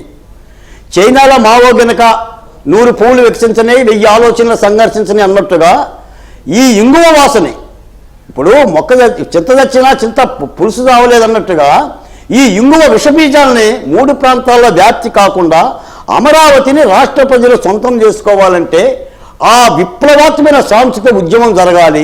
రెండోది, ఇటీవలే నేను సీఎంఓ ఆఫీసులో రాష్ట్రంలో ఉన్న 1100 పైచిలుగా ఉన్న వెల్ఫేర్ హాస్టల్ని అంటే సాంఘిక గిరిజన సంక్షేమ హాస్టల్ విద్యార్థులకి సామాజిక బస్సు యాత్ర, అమరావతి సామాజిక బస్సు యాత్ర ఏర్పాటు చేయాలని నేను ముఖ్యమంత్రి గారికి లేఖ పెట్టి ఉన్నాను. ఎందుకంటే అమరావతి తెలియాలి, ప్రజలు చూడాలి, నిర్మాణాలు చూడాలి, అక్కడ పనిచేస్తున్న వర్కర్లు చూడాలి, ఈ ప్రభుత్వం చేస్తున్న శ్రమను చూడాలి. ఇది ప్రజాస్వామ్యంలో చెప్పాల్సినంత అవసరం ఉందని చెప్పి భావించి నేను ఆ సీఎంఓ ఆఫీసర్ కసరత్తు చేస్తున్నాను. ఏది ఏమైనా అమరావతి సార్ హాస్టల్ విద్యార్థుల కొరకు, సంక్షేమ హాస్టల్ విద్యార్థుల కొరకు అండి. నేను ఆ సోషల్ వెల్ఫేర్ బోర్డుగా ఉన్నాను కాబట్టి గతంలో పిక్నిక్లు ఉండే, ఇప్పుడు ఆ పిక్నిక్లు లేవు. మంచి ఆలోచనేనండి.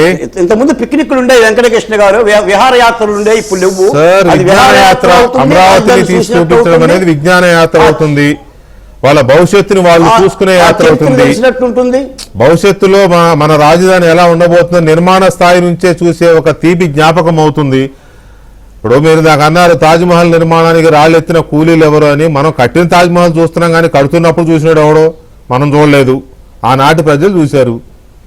అలాగే ఒక నాగార్జున సాగర్ కావచ్చు, శ్రీశైలం కావచ్చు, 3 తరాలు అయిపోయినాయి. కడుతున్నప్పుడు మనం చూడలేదు కదా, కట్టినాక చూస్తున్నాం, అనుభవిస్తున్నాం. ఇప్పుడు ఆ పిల్లలు చూపిస్తే వాళ్ళకి మధురమైన జ్ఞాపకాలు, వాళ్ళ పిల్లలు 3 తరాలు చెప్పుకుంటారు. మంచి ఆలోచన బాలకోటయ్య గారు. మీ తరఫున నేను కూడా ఏబిఎన్ ద్వారా కూడా ముఖ్యమంత్రి గారిని కూడా కోరుతున్నాను సార్. ఇది అంటే చెప్పొచ్చో చెప్పకూడదు నాకు తెలియదు కానీ ఆ వాతావరణం ఉంది కాబట్టి తప్పనిసరిగా ఈ అవసరాన్ని తెలియజేస్తున్నా. చెప్పేది మంచి మాట అయినప్పుడు ఎలాగైనా చెప్పొచ్చు. రైట్. ఇక దాన్ని మనం అట్లా ఉంచితే జగన్మోహన్ రెడ్డి గారి పాలనని చంద్రబాబు నాయుడు గారు పదే పదే గుర్తు చేస్తూనే చంద్రబాబు నాయుడు గారు ఏమంటున్నారు అని అంటే, సమర్థవంతమైన నాయకత్వం ఉంటే రాష్ట్రానికి ఎంత ప్రయోజనమో, రాష్ట్రానికైనా ఏ సమాజానికైనా ఎంత ప్రయోజనమో కూడా ప్రజలు ఆలోచించుకోవాలనే ఒక మెసేజ్ కూడా రిపీటెడ్గా ఇస్తున్నారు. కానీ ప్రజలు మరి సమర్థవంతమైన నాయకత్వం ఉంటే ఇలా ఉంటుంది, అరాచకత్వంతో కూడుకున్న నాయకత్వం ఉంటే గడిచిన 5 ఏళ్ళు ఎలా ఉందో అలా ఉంటుంది అని అది వద్దనుకుని ప్రజలు ఈ కూటమికి నాయకత్వం ఇచ్చారు. కానీ 2 బేరీజ్ వేసుకుంటున్నారా అనేది మాణిక్యాలరావు గారిని కూడా అడుగుతారు. చంద్రబాబు నాయుడు గారు ఇందాక చెప్పినట్టుగా ఆ మంచిని చెడుని గుర్తించాలా, జగన్మోహన్ రెడ్డి నాటి పాలనని మర్చిపోవద్దు అనేది పదే పదే చెప్పే ప్రయత్నం చేస్తున్నారు కదా. అది ఆయన ఏం చెప్పారో అది కూడా ఒకసారి విందాం. విన్న తర్వాత దీంట్లో చర్చలోకి వెళదాం. శాండు, మైను, వైను అన్నిట్లో దోపిడే. కడాన వెంకటేశ్వర స్వామికి ఇచ్చే ప్రసాదం కూడా కల్తీనే, ఆ నెయ్యి కూడా కల్తీనే. ఇప్పుడు ఆయన అంటాడు నేనేదో క్రెడిట్ చోరీ చేస్తున్నానంట. అంటే ఏం మాట్లాడుతున్నారో కూడా తెలియదు, ఏం మాట్లాడినా జరిగిపోతుంది అనుకుంటున్నారు తప్ప ఒక పద్ధతి లేని రాజకీయం చేస్తున్నారు. ఈ విషయం మీరు గుర్తుపెట్టుకోవాల్సిన అవసరం ఉంది. నేను ఒకటే రాష్ట్రంలో ఉండే ప్రతి ఒక్కరిని కోరుతున్నాను, మంచికి చెడుకి వ్యత్యాసాన్ని ఎప్పటికప్పుడు నెమరేసుకోవాలి. రాజకీయ నాయకులే కాదు, సమాజంలో ఎవరైనా మాట్లాడితే వాళ్ళ మాటలను బేరీజ్ చేసుకుని మంచిని ప్రోత్సహించాలి, చెడును ఖండించాలి. అప్పుడే సమాజంలో మంచి జరుగుతుంది, మీకు భవిష్యత్తు ఉంటుంది.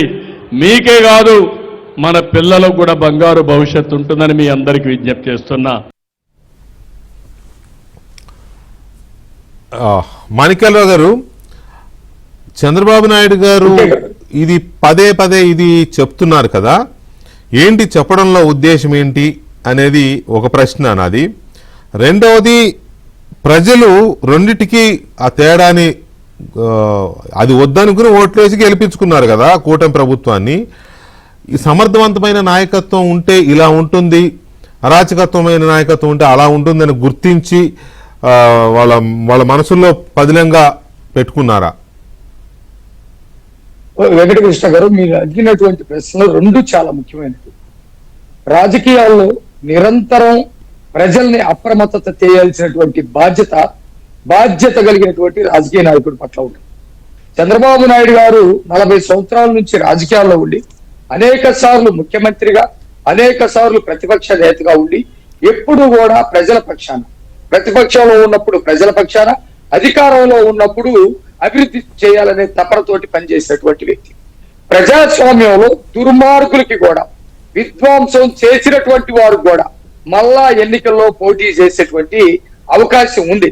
అందుకనే చంద్రబాబు నాయుడు గారు మొదటి ప్రశ్నకి ప్రజలు ఎప్పుడూ అప్రమత్తంగా ఉండండి, నన్నే గెలిపించండి అని అంటలేదు. మీరు గమనించండి, మంచికి చెడుకి తేడా తెలుసుకోండి, మంచిని ప్రోత్సహించండి, చెడుని విస్మరించండి, జాగ్రత్తగా ఉండండి, అప్పుడు మీకు మీ పిల్లలకి మంచి భవిష్యత్తు ఉంటుందని చెబుతున్నాడు. జగన్మోహన్ రెడ్డి లాంటి వాళ్ళు రాజకీయాల్లో వచ్చి విధ్వంసం సృష్టిస్తారని చంద్రబాబు నాయుడు గారు లాంటి వాళ్ళు కూడా ఊహించలేదు. నెంబర్ 1. నెంబర్ 2, జగన్మోహన్ రెడ్డి అధికారంలో లేనప్పుడు 2019కి ముందు మాట్లాడినటువంటి మాటలు మొత్తం కూడా ఒకసారి చూసుకుంటే అధికారంలోకి వచ్చిన తర్వాత పూర్తిగా భిన్నంగా వ్యవహరించాడు. అమరావతి ఇక్కడే ఉంటుందన్నాడు, అమరావతిని ధ్వంసం చేశాడు. పోలవరం గురించి మాట్లాడారు, పోలవరాన్ని ఆపేశాడు. ఎస్సీ ఎస్టీ బీసీ మొత్తానికి సంబంధించినటువంటి పథకాలన్నీ ఆపేశాడు. కోర్టులు లేకపోతే రాజ్యాంగం నాకంటే ఎక్కువ కాదని చెప్పేసి ప్రవర్తించాడు. ఒక వికృతమైనటువంటి శాస్త్రం చేశాడు. అధికారం పోయిన తర్వాత మరలా ఇప్పుడు ఒక కొత్త రూపంతో వస్తా ఉన్నాడు. ఏదో ఒక పద్ధతిలో విధ్వంసాలు సృష్టించాలి, మతాల మధ్య కులాల మధ్య ఘర్షణ లేపాలి, నిరుద్యోగుల్ని వాళ్ళ వ్యక్తిగతమైనటువంటి అవసరాలు తీరుస్తూ దగ్గర పెట్టుకొని గంజాయి బాధ్యగా తయారు చేయాలి, నరకండి లేకపోతే చంపేయండి అని చెప్పేసి చెప్పాలి, ఏదో ఒక పేరు మీద కొంతమందిని తయారు చేసుకోవాలని చెప్తా ఉన్నాం. ఇదంతా కూడా ఆందోళన కలిగించేటువంటి అంశం.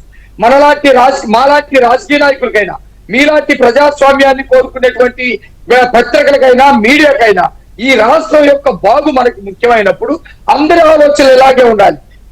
మీరు అన్న మాటకు ఖచ్చితంగా మేము చెబుతా ఉన్నాం, జగన్మోహన్ రెడ్డి లాంటి వాడు మరలా రాజకీయాల్లో ఏదో ఒక విధంగా ప్రేరణ కనుక కలిగిస్తే రాష్ట్రం ఏమైందో అని చెప్పేసి భయమేస్తా ఉంది. ఎవరిని ప్రోత్సహిస్తా ఉన్నాడు? గంజాయి వచ్చి ప్రోత్సహిస్తా ఉన్నాడు. ఎవరిని మటలు చేసిన వాళ్ళు ప్రోత్సహిస్తా ఉన్నాడు. పెట్రోల్ పోసి తగలబెట్టిన వాళ్ళు ప్రోత్సహిస్తా ఉన్నాడు. లేకపోతే చెట్లు తగలబెట్టి అమరావతిని ధ్వంసం చేసి రోడ్లు ఎత్తుకెళ్ళిన వాళ్ళు ప్రోత్సహిస్తా ఉన్నాడు. కాబట్టి ఒక బాధ్యత కలిగినటువంటి రాజకీయ నాయకుడుగా ఈ రాష్ట్రం పట్ల అచంచలమైనటువంటి ప్రేమ, అభివృద్ధి చేయాలనే తపన, ఈ తెలుగు వారి కీర్తి ప్రతిష్టలు ప్రపంచ స్థాయికి తీసుకెళ్లాలనే నిరంతరం కృషి చేస్తున్నటువంటి వ్యక్తిగా ప్రజలారా మీరు అప్రమత్తంగా ఉండండి. ఏ చిన్న దీని దగ్గర కూడా మీరు లొంగిపోవద్దు. కాబట్టి మంచి చెడు రెండు మీ కళ్ళ ముందే కనబడ్డాయి. ఈ రెండు సంవత్సరాల్లో జరిగినటువంటి మంచి చూడండి, 5 సంవత్సరాల్లో జరిగినటువంటి విధ్వంసాన్ని చూడండి. అప్రమత్తంగా ఉండండి అని చెప్పటం బాబు గారి బాధ్యత కలిగినటువంటి రాజకీయ నాయకుల లక్షణం అని చెప్పేసి నేను అనుకుంటా ఉన్నానండి. వికే గారు రైట్. ఇక్కడ రాజేష్ గారు, నాకు అర్థం కాదు ఏంటంటే ఎప్పుడు కూడా వ్యతిరేక పదాలు అనుకూల పదాలు రెండు ఉంటాయి, సమర్థత అసమర్థత. ఈ పోలికలు ఏవైనా ఇలాగే ఉంటాయి కదా, అందం అందవిహీనం ఇవే కదా, ఇలాగే ఉంటాయి. అలాంటిది ఇక్కడ పోలిక సమర్థత అసమర్థత మధ్య లేదు, సమర్థత అరాచకత్వం మధ్య ఉంది. చాలా క్లియర్ ఇది. దాన్ని పదే పదే చెప్పే ప్రయత్నం జరుగుతున్నట్టు కనపడుతుంది నాకు చంద్రబాబు నాయుడు గారి స్పీచ్ చూస్తే, ఇందాక కానీ ఇటీవల కాలంలో ఆయన చేస్తున్నది. సో ప్రజలు ఈ సమర్థ నాయకత్వం అనే దానికి సరైన పల్స్ వాళ్ళకు దొరికిందా ఈ 2 ఏళ్ళు అవ్వలేదు, ఇంకా 1.5 years. అసలు చంద్రబాబు నాయుడు గారు అంటేనే ఒక అడ్మినిస్ట్రేటరు, మంచి సమర్థుడైన విజన్ కలిగిన నాయకుడు అనేది తెలుసు. అయినా ప్రతిసారి ఆయన్ని కంటిన్యూస్గా ఎప్పుడు ఉంచరు, ఆయన ఎప్పుడు కంటిన్యూస్గా ఉంచరు. 1 term ఇస్తారు, మళ్ళీ ఎవరినో తెస్తారు, మళ్ళీ 1 term ఇస్తారు. సో ఈసారి పవన్ కళ్యాణ్ గారు కానీ చంద్రబాబు నాయుడు గారు కానీ పదే పదే ఇది సుదీర్ఘకాలం ఉండే బంధం అని చెప్తున్నారు కదా. ఈ సమర్థత అనే దాన్ని ప్రజలు ఎంతవరకు పసిగట్టారు? వాస్తవంగా మీరు ప్రస్తావించింది చాలా కీలకమైన అంశం. ఎందుకంటే విభజనకి గురైన రాష్ట్రం, రాజధాని లేకుండా లోటు బడ్జెట్తో ఏర్పడ్డ రాష్ట్రానికి మొట్టమొదటి ముఖ్యమంత్రిగా బాధ్యతలు చేపట్టిన చంద్రబాబు నాయుడు గారు 2014-19 మధ్యకాలంలో రాజధానికి ఒక రూపం తీసుకొచ్చారు, జాతీయ ప్రాజెక్టు పోలవరానికి ఒక రూపం తీసుకొచ్చారు. అలాగే ఆ టెన్నూరులో సుమారుగా 5 లక్షల కోట్ల రూపాయల పారిశ్రామిక ఒప్పందాలు గ్రౌండింగ్ చేయించారు. 5 లక్షల మందికి పారిశ్రామిక సంస్థల్లో ఉపాధి కల్పన చేశారని చెప్పని జగన్మోహన్ రెడ్డి గారి ప్రభుత్వంలో ఇండస్ట్రీ మినిస్టరు స్వర్గీయ గౌతమ్ రెడ్డి గారు చెప్పారు, మేకపాటి గౌతమ్ రెడ్డి గారు. అలాగే 2 సార్లు డిఎస్సి కండక్ట్ చేశారు. అంటే 200 రూపాయలు ఉన్న పెన్షన్ 2000 చేశారు. ప్రభుత్వ ఉద్యోగులకు 43% ఫిట్మెంట్ ఇచ్చారు. ఎక్కడ ఏ వర్గానికి ఏ లోటు లేకుండా అన్ని ప్రాంతాలని సమన్వయం చేసుకుంటా ఆయన సంక్షేమాన్ని, అభివృద్ధిని సమపాలలో కొనసాగిస్తా పరిపాలన చేసినా కూడా ప్రజలు డిఫరెంట్గా ఆలోచించి, ఇందాక మీరు ప్రస్తావించినట్టుగా జగన్మోహన్ రెడ్డి ఇంకా మెరుగ్గా చేస్తాడు అని చెప్పని ఆశతోటి 2019లో జగన్మోహన్ రెడ్డిని గెలిపించారు. దానికి ప్రజలు అంతగా ఇన్ఫ్లుయెన్స్ అవడానికి దారితీసిన ఫ్యాక్టర్స్ చాలా ఉన్నాయండి. ఆ ప్రభుత్వం మీద చెయ్యని తప్పులు ఆపాదించబడ్డాయి. అలాగే జగన్మోహన్ రెడ్డికి లేని ఎలివేషన్ ఇచ్చుకుంటూ వచ్చారు. ఈ నేపథ్యంలో ఆ ప్రచార ప్రభావంతో ప్రజలు భ్రమపడ్డది వాస్తవం. కానీ 2019-24 మధ్యకాలంలో పాలకుడుగా జగన్మోహన్ రెడ్డి, ఎందుకంటే అతను అప్పటి వరకు ఎప్పుడు పాలన చేయలే, అప్పటి వరకు అతన్ని దాపుడు చొక్కాలాగా మావాడు వస్తే ఇరగదీసేస్తాడు, దాపుడు చొక్కా మనకి వెనక పెట్లు దాచిపెట్టేవాళ్ళు కదా, అట్లాగే మావాడు వస్తే ఇరగదీసేస్తాడు అని చెప్పని ఎలివేషన్ ఇస్తూ వచ్చారు. ఆ ఎలివేషన్ ప్రభావంతో ఓట్లేసిన ప్రజలకి ఒకసారి అతను పాలకుడిగా బాధ్యతలు చేపట్టిన తర్వాత అతని నిర్ణయాలు ఎలా ఉంటాయి, అతని మాట నిలుపుకునే తనం ఎలా ఉంటుంది, అతని పాలనా దక్షత ఎలా ఉంటుంది, అతను సంక్షేమాన్ని ఏ స్థాయిలో అమలుపరుస్తూ ఉంటాడు, అభివృద్ధి ఏ స్థాయిలో చేయగలుగుతాడు, ఉపాధి ఏ స్థాయిలో కల్పన చేయగలుగుతాడు, అన్నిటికన్నా ముఖ్యంగా ప్రజలకి వ్యక్తిగత స్వేచ్ఛని ఏమాత్రం కాపాడగలుగుతాడు, ప్రజల వ్యక్తిగత ఆస్తులు ఏ స్థాయిలో పరిరక్షించగలుగుతాడు అనేది అన్నీ చూసేశారు ప్రజలు. చూసేసిన తర్వాతే 151 స్థానాలు ఇచ్చిన అదే ప్రజలు 11 స్థానాలకు పరిమితం చేశారంటే జగన్మోహన్ రెడ్డిని ఎన్నికల్లో ఓడించలా, జగన్మోహన్ రెడ్డిని శిక్షించారు ఎన్నికల్లో. ఇవాళ 2014లో అతనికి దక్కింది 67 స్థానాలతో గౌరవప్రదమైన ఓటమది. కానీ 2024లో దక్కింది అది అసలు సిసలు ప్రజాగ్రహానికి గురైన శిక్ష. అటువంటి శిక్షకి గురైన జగన్మోహన్ రెడ్డి అదే సందర్భంలో అంతటి నమ్మకంతో 175 స్థానాలు ఉన్న సభలో 164 స్థానాలు కట్టబెట్టిన చంద్రబాబు నాయుడు గారి ప్రభుత్వం ఎన్నికల ముందు తామేం చెప్పారు, ఇవాళ ఏం చేస్తున్నారు, ఇది కూడా ప్రజలు పరిగణలోకి తీసుకుంటారు కదా. ఇవాళ తాము చెప్పిన డిఎస్సి నిర్వహణ చేశారు. తమకి వారసత్వంగా దక్కిన పోలీసు నియామక ప్రక్రియ జగన్మోహన్ రెడ్డి మొదలుపెట్టి దాన్ని ఆపేస్తే ఆ న్యాయ అవరోధాలన్నింటినీ అధిగమించి పోలీస్ కానిస్టేబుల్ నియామక ప్రక్రియ ముగించారు. ఇంకా కొన్ని ఉన్నాయి, ప్రభుత్వ ఉద్యోగులకు సంబంధించిన ఐఆర్ ఇంకా విడుదల చేయలేదు. అలాగే ఇంకా కొన్ని ఉన్నా కూడా వీలైనంత వరకు ప్రస్తుతం ఉన్న లిమిటెడ్ రిసోర్సెస్లోనే సంక్షేమాన్ని కొనసాగిస్తూ ఉన్నారు. అదే సందర్భంలో అతి ముఖ్యమైన వాగ్దానం 20 లక్షల ఉద్యోగ కల్పన చేస్తానని చెప్పిన వాగ్దానాన్ని నిలుపుకోవడం కోసం ఇప్పటి వరకు జరిగిన 13-14 SIBPల్లోనే 8,75,000 పారిశ్రామిక ఒప్పందాలు క్లియర్ చేశారు. కేబినెట్ ద్వారా కూడా అప్రూవ్ చేశారు. వాళ్ళకి ల్యాండ్ ఎలకేషన్స్, గ్రౌండింగ్ అయ్యే ప్రక్రియ కూడా జరుగుతూ ఉంది. తద్వారా ఇవాళ ఇప్పటికింకా 12-13 లక్షల కోట్ల రూపాయల పారిశ్రామిక ఒప్పందాలు పైప్ లైన్ లో ఉన్నాయి. ఇప్పటి వరకు ఎస్ఐబిపి కేబినెట్ ద్వారా అప్రూవ్ అయినాయి కాకుండా రాజధాని నిర్మాణానికి ఒక షేప్కి వచ్చింది. అదే సందర్భంలో ప్రభుత్వ ప్రైవేటు ఉపాధి కల్పన అనేది రాష్ట్ర ఆర్థిక స్థితిగతులను కూడా మార్చే ఒక గేమ్ చేంజర్ కాబోతుంది వెంకటకృష్ణ గారు. ఎందుకంటే 20 లక్షల ఉపాధి కల్పన జరగాలనంటే 30-35 లక్షల కోట్ల రూపాయల పారిశ్రామిక పెట్టుబడులు రాష్ట్రంలోకి రావాలి. అన్ని లక్షల కోట్ల రూపాయలు రాష్ట్రంలో గ్రౌండింగ్ అవుతున్నాయి అనంటే ఎంత ఎకనామిక్ యాక్టివిటీ చోటు చేసుకుంటుంది. అదే సందర్భంలో 20 లక్షల మందికి పొటెన్షియల్ ఎంప్లాయ్మెంట్ దక్కితే ఇంకొక 40-50 లక్షల మందికి పరోక్ష ఉపాధి దక్కుతుంది. ఇప్పుడు ఉన్న ఉపాధి అవకాశాలకు అదనంగా ఇంకొక 60-70 లక్షల మందికి ప్రత్యక్షంగా కానీ పరోక్షంగా కానీ ఉపాధి అవకాశాలు దక్కితే 100కి 100 రాష్ట్ర ఆర్థిక ముఖ చిత్రం మెరుగుపడుతుంది, సంపద సృష్టి జరుగుద్ది, కొత్త మార్కెట్ అవకాశాలు మెరుగుపడతాయి.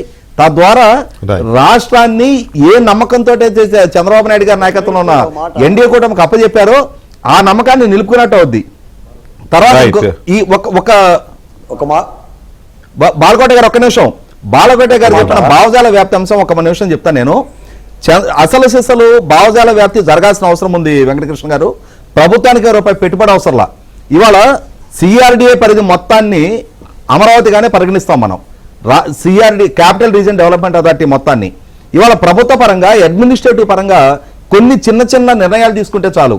Gannavaram airport, NTR health university, all India radio Vijayawada కేంద్రం, అలాగే సప్తగిరి దూరదర్శన్ కేంద్రం, AIIMS hospital, Nagarjuna university, NG Ranga agriculture university లాంటి ప్రధాన సంస్థలకి అమరావతి నామకరణం చేయడం మొట్టమొదట ప్రభుత్వ పరంగా ఒక అడ్మినిస్ట్రేటివ్ నిర్ణయం జరగాలి.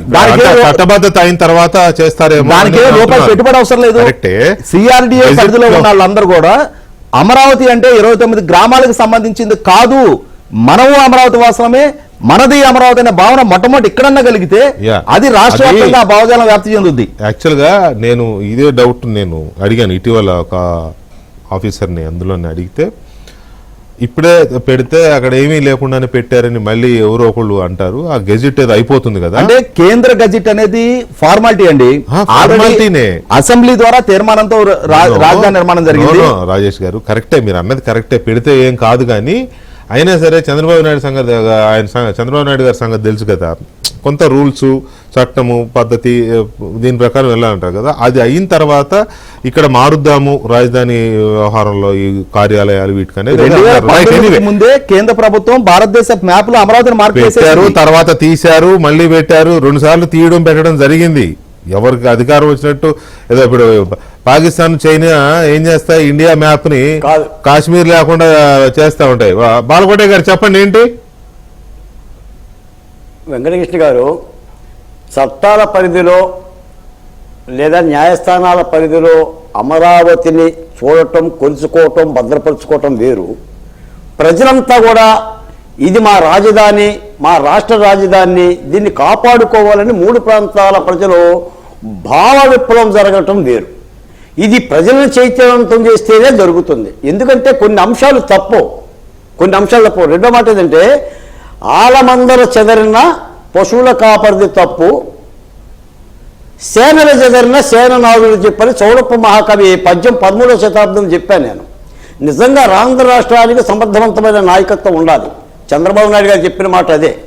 సమర్థవంతమైన నాయకత్వాన్ని, సమర్థవంతమైన ప్రభుత్వాన్ని దగ్గర చేసుకుంటేనే ప్రజలకి, రాష్ట్రానికి మంచి జరుగుతుంది, ప్రజలకు మంచి జరుగుతుంది. ఎందుకంటే మంచి ప్రభుత్వం, మంచి మిత్రులతో సహవాసం చేస్తే మంచి లక్షణాలు వస్తాయి, చెడు మిత్రులతో సహవాసం చేస్తే చెడు లక్షణాలు వస్తాయి.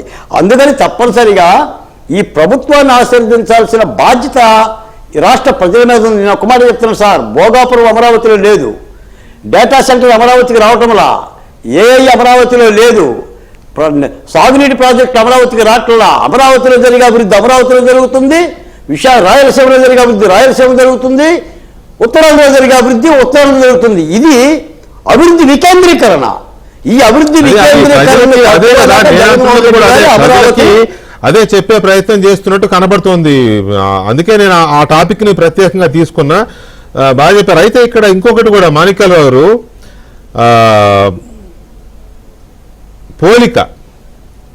నాతో పోటీ పడలేకపోతున్నాడు చంద్రబాబు నాయుడు అని జగన్మోహన్ రెడ్డి గారు అన్న దాని మీద చంద్రబాబు నాయుడు గారు ఏమన్నారు ఒక్కసారి వినండి. బయట ప్లే చేయండి. అడ్డుకుంటారని ఎంత ఒక వ్యక్తి యొక్క ఆలోచన నిన్న మళ్ళా ప్రెస్ కాన్ఫరెన్స్ పెట్టి నేను చేతగాని వాడిని, ఆయనకి ఏం తెలియదు, మా నాయనతో పనిచేశాడు, కొడుకుతో పోటీ పడలేకపోతున్నాడని నిన్న మళ్ళా వాగే పరిస్థితికి వచ్చారు. నేను అడుగుతున్నా మిమ్మల్ని అందరినీ, ఇలాంటి చెత్త పనులు నన్ను చేయమంటారా అని మిమ్మల్ని అడుగుతున్నా, చేయాలన్నా మిమ్మల్ని అడుగుతున్నాను. సో అది అంటే దానికి చాలా సున్నితమైన కౌంటర్ ఇచ్చే ప్రయత్నం చేశారు. కానీ జగన్మోహన్ రెడ్డి గారు కూడా అలా పోలికేంటి, చంద్రబాబు నాయుడు గారి అనుభవము అది చూసుకోవాలి కదా మాట్లాడే ముందు. మా నాన్న సమకాలీకుడు అంటూనే 4 సార్లు ముఖ్యమంత్రి అయిన వ్యక్తి అంత ఆషామాషిగా అవ్వడు అని తెలిసి కూడా నాతో పోటీ పడలేకపోతున్నాడని అంత చులకనగా మాట్లాడి తాను చులకనయ్యాడా, ఏమనుకున్నాడు మాణిక్యరావు గారు బ్రీఫ్ గా? వికే గారు ఆయన అధికారంలో ఉన్నంత కాలం చంద్రబాబు నాయుడు గారిని ఇంత బయట అంటే అసెంబ్లీలో గాని బయట గాని అవహేళన చేశాడు, కుటుంబాన్ని అవహేళన చేశాడు, వ్యక్తిత్వాన్ని అవహేళన చేశాడు, శరీరాన్ని అవహేళన చేశాడు. ఈ రోజు కూడా అవహేళనగా మాట్లాడుతున్నాడు తప్ప ఇంకొకటి కాదు. నెంబర్ 1 అవహేళన చేయబోయి తాను అవహేళన గురయ్యాడేమో. అదే చెప్తారు. ఒక్క మాట, ఇంటికి కన్నాలేసేటువంటి టాలెంట్ ఒకటి ఉంటుంది, అది దొంగతనం అంటాడు. పరుగు పందెంలో పథకాలు తెచ్చేటువంటి టాలెంట్ ఒకటి ఉంటుంది, అది ఒక లక్షణం. చంద్రబాబు నాయుడు గారు అభివృద్ధిలో పరుగు పందెంలో అభివృద్ధిని ఎట్లా తీసుకురావాలని ఆలోచించేటువంటి వ్యక్తి. నీకులాగా మనుషులు చంపటమో, చంపించడమో, రెచ్చగొట్టడమో, విద్వేషాలు రెచ్చగొట్టడమో, చంపినోడిని చిన్నపిల్లోడు అంటమో, వాటిల్లో ఖచ్చితంగా చంద్రబాబు నాయుడు గారు పోటీ పడలేడు. అలాంటి ఆయన జీవితంలో చేయలేడు. నీలాంటి వాడితో ఎవరూ చేయలేదు. కానీ అడ్మినిస్ట్రేషన్, ప్రజాస్వామ్యం, ప్రజలు, అభివృద్ధి, సంక్షేమం, కొత్త పథకాల రూపకల్పన, వీటన్నిట్లో నువ్వు కాదు కదా, మీ నాన్న కాదు కదా, ఒకవేళ మీ తాత దిగొచ్చినా గానీ చంద్రబాబు నాయుడు గారితో పోటీ పడలేవు. అది ప్రజలకు అర్థమవుతూ ఉంది. మీ నాన్నే ఆ విషయంలో అభివృద్ధి విషయంలో, సంక్షేమ విషయంలో పోటీ పడలేక బొక్కబారలో పడ్డటువంటి పరిస్థితి. ఈ రోజు నువ్వు వచ్చి వాళ్ళ కొడుకు లాంటి వాడితోటి చంద్రబాబు నాయుడు గారు పోటీ పడలేదని ఒక అవహేళనగా మాట్లాడితే ప్రజలు అర్థం చేసుకోలేరా? మా వాళ్ళ లాంటి వాళ్ళని అన్నప్పుడు పీపీలు వచ్చి మీ ఆఫీసులు తగలబెడతారని చంద్రబాబు నాయుడు గారు ఎప్పుడన్నా అన్నాడా? మా వాళ్ళు తలలు నరుకుతారు, మెరకాయ గొర్రెలు నరికేట్టు నరుకుతారు అని చంద్రబాబు నాయుడు గారు ఎప్పుడైనా అనగలుగుతాడా? బాబాయిని చంపినటువంటి వాడి పిల్లోడు వాడు చంపగలుగుతాడా అని చంద్రబాబు నాయుడు గారు అనగలుగుతాడా? కాబట్టి ఆయన అనుకున్నటువంటి వాయి వేరు, చంద్రబాబు నాయుడు గారు ఆలోచన వేరు.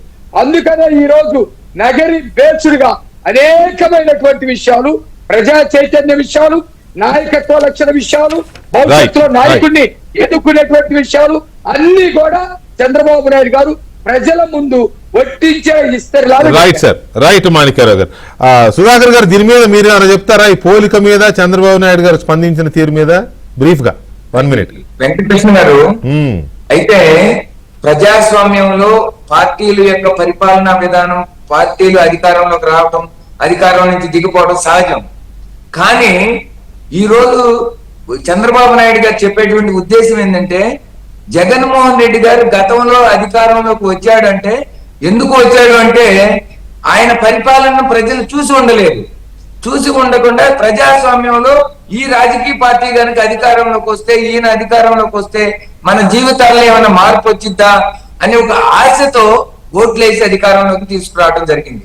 కానీ ఆయన గత 5 సంవత్సరాల కాలంలో చేసినటువంటి పరిపాలన అనేక వ్యవస్థలని, ప్రతి వర్గాల యొక్క చెందినటువంటి ప్రజలని ఏ విధంగా వాళ్ళ యొక్క జీవితం కకావికలం అయ్యేటట్టు చేసేటువంటి, అంటే రాజకీయ పార్టీలు చాలా తప్పులు చేస్తా ఉంటాయి, ఆ తప్పుల వల్ల అధికారం కోల్పోతాయి.